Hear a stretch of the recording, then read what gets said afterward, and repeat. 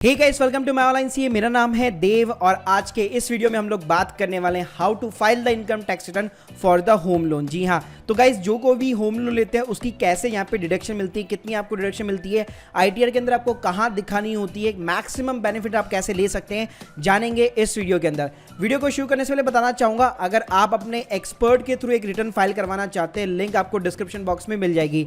तो चलिए guys video को करते हैं शुरू। तो गाइस सबसे पहले बात कर लेते हैं कि जब भी हम लोग होम लोन की रिक्वायरमेंट होती है, हम लोग होम लोन लेते हैं, तो उसके ऊपर आपको डिडक्शन किस तरह से मिलती है। तो मान लीजिए आपको जो भी बेसिकली आप ईएमआई जो भी होम लोन की पे करते हैं, क्या होता है ना, साल का जैसे ही एंड होता है उसके बाद में आपको एक बैंक से एक प्रोविजनल इंटरेस्ट सर्टिफिकेट लेना पड़ता है। आप देख सकते हैं मेरी स्क्रीन के सामने इस तरह का यहाँ पे एक पीएनबी का मैं आपको एक सैंपल सर्टिफिकेट दिखा रहा हूँ।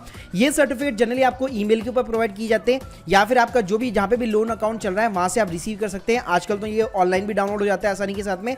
तो गाइस इस इंटरेस्ट सर्टिफिकेट के अंदर आप क्या देखेंगे, आपने जितना भी ईएमआई पे किया है अप्रैल से लेकर मार्च तक का, मतलब जिस भी फाइनेंशियल ईयर की बात करूँ अप्रैल से लेकर मार्च तक का आपने जो भी ईएमआई पे किया है, उसके अंदर आप देखेंगे यहाँ पे आपको दो चीजें टुकड़ों के अंदर दी होगी। पहली जो चीज होगी वो होगा आपका प्रिंसिपल कंपोनेंट, सेकंड जो थिंग होगी वो होगा आपका इंटरेस्ट कंपोनेंट। मतलब आपने जो ईएमआई पे की है उसमें प्रिंसिपल कितना है और उसमें इंटरेस्ट कितना है पूरे साल भर का। तो ये दोनों चीजें ही यहाँ पे अलग अलग होगी। प्रिंसिपल आपका ऑब्वियसली यहाँ पे ज्यादा हो सकता है, कम हो सकता है, इंटरेस्ट हो सकता है आपका ज्यादा हो। तो ये डिपेंड करेगा कि आपका लोन पीरियड मतलब कब तक चला आ रहा है। जैसे आप सभी लोगों को पता है कि अगर लोन का जो लास्ट पीरियड होता है उसके अंदर आपका प्रिंसिपल अमाउंट यहाँ पे इंक्रीज हो जाता है और इंटरेस्ट कम हो जाता है। लेकिन अभी आप जैसे स्टार्टिंग की है तो ऑब्वियसली आपका स्टार्टिंग के अंदर इंटरेस्ट वाला जो कंपोनेंट होगा वो ज्यादा हो। सो गाइस अब बात करते हैं कि बेसिकली आपको डिडक्शन कैसे मिलेगी। तो गाइस एक सेक्शन होता है अपना एडीसी। जैसे आप सभी लोगों को पता है एडीसी के अंदर क्या होता है, हमारा नॉर्मल जो भी इन्वेस्टमेंट्स होती है, एलआईसी होती है, इंश्योरेंस होती है, बच्चों की फीस हो गई, या मान लीजिए कोई आपने ईएलएस फंड के अंदर इन्वेस्टमेंट कर रखा है, मतलब ये जितने भी टाइप की होती है ये सारी आपको एडीसी के अंदर मिलती है। अब एडीसी के अंदर क्या 1.5 लाख रुपए की कैपिंग लिमिट होती है। अब आपने जो इन्वेस्टमेंट की वो, अब मान लीजिए कोई बंदा ऐसा है जिसने अभी तक कोई भी इन्वेस्टमेंट नहीं किया, कोई भी इंश्योरेंस नहीं ले रखा, लेकिन उसके पास में एटलीस्ट होम लोन है। तो गाइस उस केस में क्या होता है, आपके होम लोन के अंदर जो ईएमआई जा रही है उसके अंदर आपका जो प्रिंसिपल कंपोनेंट है, मतलब सिंपल क्या कीजिए, आप अपना इंटरेस्ट सर्टिफिकेट देखिए, उसके अंदर आपको जो भी प्रिंसिपल कंपोनेंट दिखेगा उसके अंदर आपको एटीसी की डिडक्शन मिल जाएगी। लेकिन ध्यान रखिएगा इसकी कैपिंग लिमिट आपकी 1.5 लाख रहेगी। मतलब सारे आप अपने इन्वेस्टमेंट ले लीजिए, इंश्योरेंस ले लीजिए, प्लस ये होम लोन का प्रिंसिपल ले लीजिए, मैक्सिमम आपको 1.5 लाख रुपए की ही डिडक्शन मिलेगी एडीसी के अंदर। अब होम लोन लेने का सबसे बड़ा जो फायदा होता है वो होता है गाइस इंटरेस्ट के अंदर, जो आपको मिलता है सेक्शन 24B के अंदर। तो गाइस यहाँ पे आप जो भी इंटरेस्ट पे कर रहे हैं अपनी ईएमआई के साथ में, तो जो आपका इंटरेस्ट का पोर्शन है उसके ऊपर आपको 2 लाख रुपए की डिडक्शन मिल जाती है। तो सबसे बड़ा बेनिफिट यही होता है, जो आपकी सैलरी होती है, चाहे सैलरी वाला बंदा है या सेल्फ एम्प्लॉयड है, यहाँ पे आपको एग्जैक्टली आपकी 2 लाख रुपए की एडिशनल यहाँ पे डिडक्शन मिल जाती है आपकी बेसिकली जो इंटरेस्ट कंपोनेंट होता है। इसके साथ में गाइस क्या हुआ था, 2016-17 की बात करूं तो यहाँ पे गवर्नमेंट ने एक नया सेक्शन यहाँ पे इंट्रोड्यूस किया था 80EE। अब इन लोगों ने गवर्नमेंट ने क्या किया कि जो बेसिकली यहाँ पे फर्स्ट टाइम बायर का मतलब है जो पहली बार अपनी लाइफ के अंदर घर खरीद रहे, तो उनके लिए यहाँ पे एडिशनल डिडक्शन उन लोगों ने अनाउंस की थी जो बेसिकली 50,000 रुपीज की थी। लेकिन यहाँ पे कुछ टर्म्स एंड कंडीशन रखी थी कि आपका जो घर का जो कीमत है, जो वैल्यू ऑफ द हाउस है, वो एटलीस्ट 50 लाख के आपके नीचे होनी चाहिए, प्लस आपका जो लोन अमाउंट है वो 35 लाख के नीचे होना चाहिए। फिर गाइस क्या हुआ, अभी रिसेंटली 2019-20 के अंदर जैसे प्रधानमंत्री एक हाउसिंग स्कीम आपको लोगों को पता होगा कि वो एक स्कीम चलती है, तो वहां पे भी एक नया इन लोगों ने एक सेक्शन इंट्रोड्यूस कर दिया 80EE। फिर गाइस क्या हुआ, फाइनेंशियल ईयर 2019-20 के अंदर जैसे आप सभी लोगों को पता होगा एक प्रधानमंत्री आवास योजना चलती है, तो यहाँ पे गवर्नमेंट ने इंट्रोड्यूस किया सेक्शन 80EE।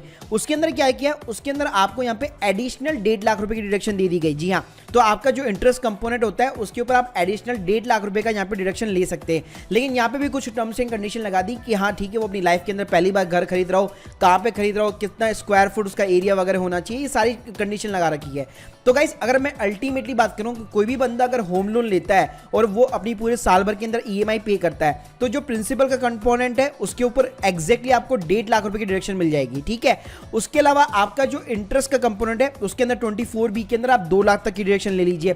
फिर मान लीजिए 2 लाख से भी ज्यादा अगर आप इंटरेस्ट पे कर रहे हैं ईएमआई के रूप में, तो फिर उसके बाद में जो भी अमाउंट बचता है उसके लिए आप 80EE या फिर 80EE के अंदर 1.5 लाख रुपए तक की एडिशनल यहाँ पे डिडक्शन यहाँ पे क्लेम कर सकते हैं। सो गाइस चलिए मैं आपको आपको लाइव ले चलता हूँ और बताता हूँ आपको कि ये सारी जो मैं डिडक्शन की जिसकी मैं बात कर रहा हूँ वो आपको कहाँ पे इंसर्ट करनी है। सो गाइस सबसे पहले आपको अपने पोर्टल के अंदर सिंपली लॉगिन कर लेना है। ये लॉगिन कैसे करना है इसके ऊपर मैं कई सारी वीडियोस बना चुका हूँ। तो यहाँ तक पहुंचने के बाद में क्या करना है, सिंपली आपको ग्रॉस टोटल वाले इनकम के कॉलम के अंदर जाना है। अब यहाँ पे इनकम फ्रॉम द सैलरी आता है, income from the house property आता है और अदर सोर्सेस आता है। अगर आप ITR 4 भी फाइल करें तो इसी टाइप का अगर आपका आएगा।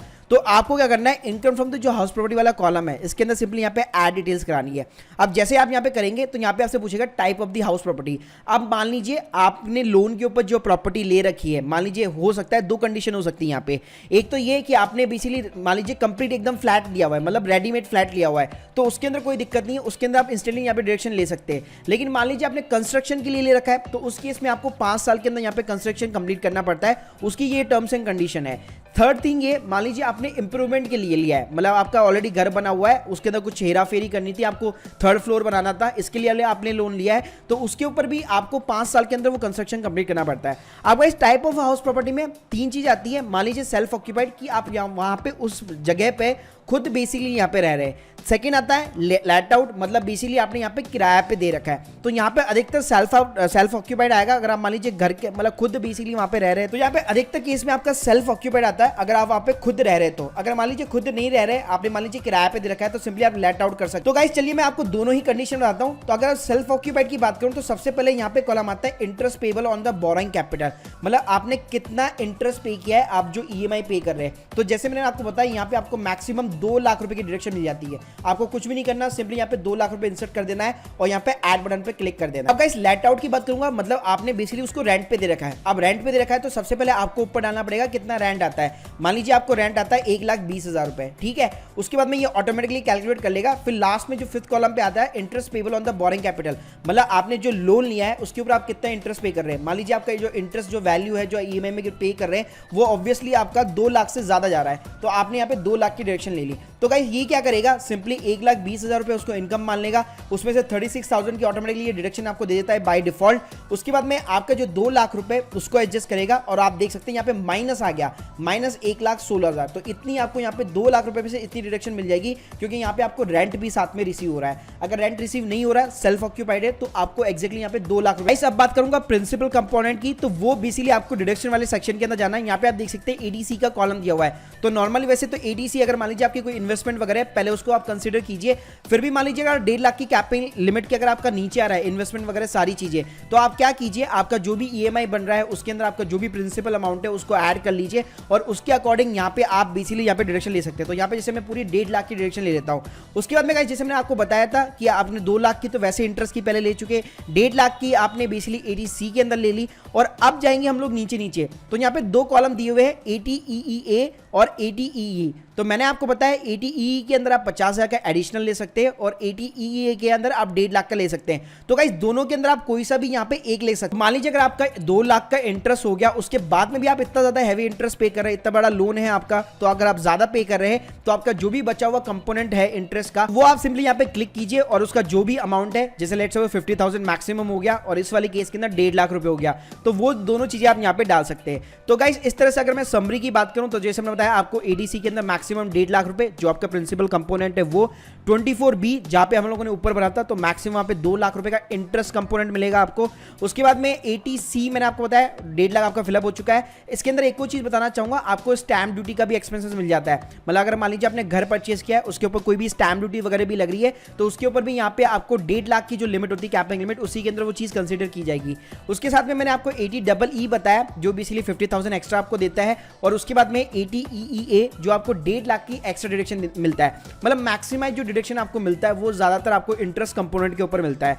प्रिंसिपल की बात करूं तो थोड़ा सा कम मिलता है, लेकिन होम लोन लेने का बेनिफिट यही होता है कि 1.5 लाख आपका ऊपर से कवर हो गया, फिर आपके पास में 1.5 लाख नीचे से और कवर हो रहा है, फिर 2 लाख ऊपर से और कवर हो रहा है, मतलब 4 से 5 लाख रुपए का आपको आराम से यहाँ पे डिडक्शन मिल। तो गाइस मैंने आपको एक ओवरव्यू बता दिया। Hope you like this video. Please subscribe our channel. अगर आपके कोई भी डाउट है कमेंट सेक्शन के अंदर जरूर मेंशन कीजिए। Thank you guys, thank you.